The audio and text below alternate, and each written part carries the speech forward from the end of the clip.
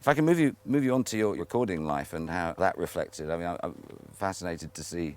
Actually, you walk the talk in terms of the green stuff with touring. Your music itself is just full of imagery of the open world, the natural world. You know, your new album, To the Sea, is dripping with the elements. Mm-hmm. How do you see your career going forward? Because it's extraordinary, your influence of being a musician, and whether you like it or not, you may give your wife Kim a lot of the credit, but you are fast becoming seen as an authentic champion of, if you like, music with meaning. Mm-hmm.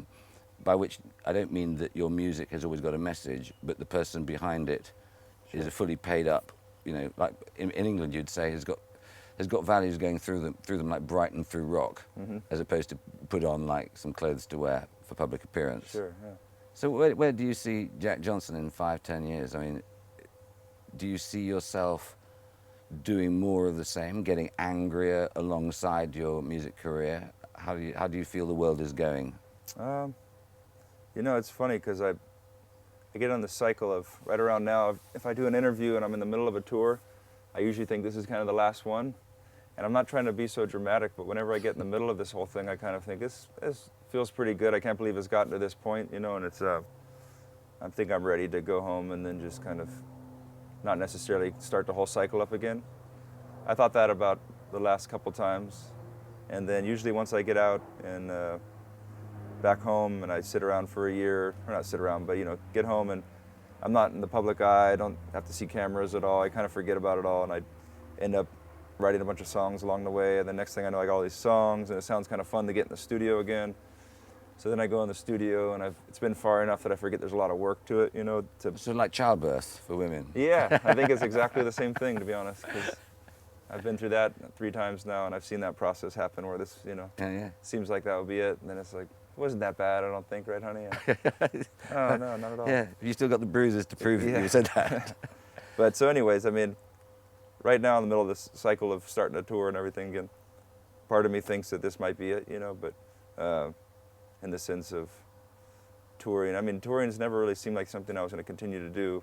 And then making it a fundraising tool made it all pretty rewarding to do again, and it made it actually fun to get out on the road. And it does become our family vacation because we wouldn't necessarily get all the way out here, and it's seems like, oh, there's a bunch of nice groups to raise money for us, so we might as well do it, and then get to bring the kids out. They get to see a lot of the world, and it's been nice for us because we were in Paris a couple days ago, got to take the kids around and see museums. And what better job for dad than to be? Yeah, it's fun. You know, actually but sometimes that's just it. Just the dad thing in this position is a little tricky for me.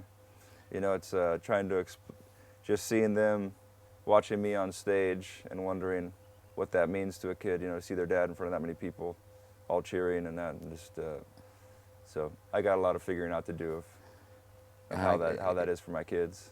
Yeah, we're talking about it all the time. You know, they're always, because my middle one now, he's right at the age where he's just starting to see.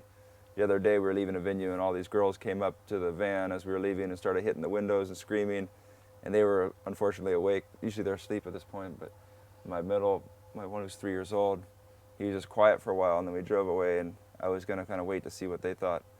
And then it took him about 5 minutes, and he's like, why were those girls so crazy? You know, he just couldn't believe it.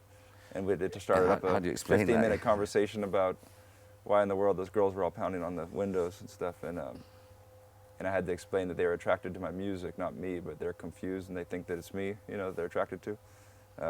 But they don't even know anything about me, really. They just kind of have this idea of who I am because of the music. And trying to explain that to a 3-year-old, though, I'm just hoping enough repetition, and then at some age it'll start to actually make sense. As you say, it's my job. Yeah, it's my job. That's my job. If you want, I'll wear a suit, darling. Yeah. It's funny. I think the one piece of advice you often hear with friends who are successful is the one thing you never want to hear from your child is, Dad, why do you give the best of you to other people? Right. Yeah.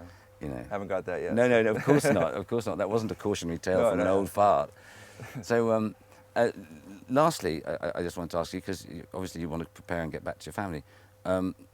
Going back to America, obviously a country you know really well and love, and you studied in California and all the rest of it. Pretty good. I mean, what's interesting, going back to the question earlier about being from Hawaii, it's it does feel separated from the U.S. in a lot of ways. You know, it's there was so much of when you get to a certain grade, you'd have Hawaiian history instead of the U.S. history a lot. You know, and I had a lot of catching up to do when I got to Santa Barbara to study, and I felt a little bit like the kid from another planet in a lot of ways. You know, because I didn't know anything about the geography of California and or much about.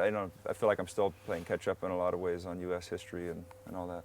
Yeah, and hopefully in part helping to rewrite it, I hope. The BP thing, obviously it's been huge here, and usually Britain likes to make out that it's, you know, just as important in America. And one of the really humiliating things for a Brit going to Los Angeles to work, as I did, was when you get the huge newspaper and you'll find there's about 2 paragraphs about Britain, you know, because they're looking at the world in different way. Sure. But this, the BP thing, I was reading in the New York Times, Naomi Klein, you know, the lady who wrote No Logo and whatever, wrote this piece about the symbolism of this BP wreck, and was likening the burst pipe to the earth bleeding. And it was really interesting how many people had commented that that was perhaps symbolic of an image that for Americans they could hold on to. That's all I'm hoping out of this whole thing is, because again, going back to the politics, I don't pretend for a second to have the answers on who should be taking care of what and who's to blame for all. It's, but to me, I just look at the big picture of it, and I just hope this is a low point, that basically the imagery of the earth bleeding. We were talking about the other day, what does that mean?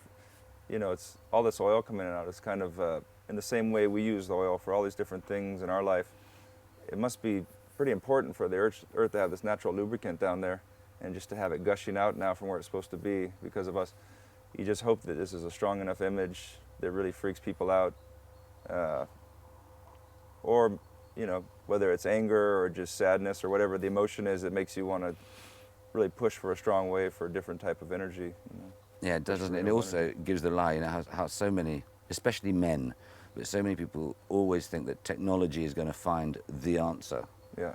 And this has demonstrated to a degree that technology might not find the answer to that. Yeah, no, that's true too. So let's keep our fingers crossed that we're living in a moment of history. Yeah, that's right. Jack, thank you so much. It's been very kind of you. Thank you. Now that cameras are not on us, we want to give you a present. Oh, really? Yeah, yeah. You've been interested in environmentally friendly boards. Yeah. And this was the original one we did. We had a balsa forest. So that's got balsa covered with hemp and then natural resins on the top. And this was then done by Tris Cokes, which is with a biofiber inside, also covered with hemp and animal resins, vegetable resins on the top of it. And I don't know whether it'll get you back to your pinnacle of surfing, potential, but is this the one? We wondered, either would you be welcome to, but we wondered whether you'd accept that as a present from Eden. I'll ride this thing tomorrow morning. Excellent. This is exactly what I need. Excellent.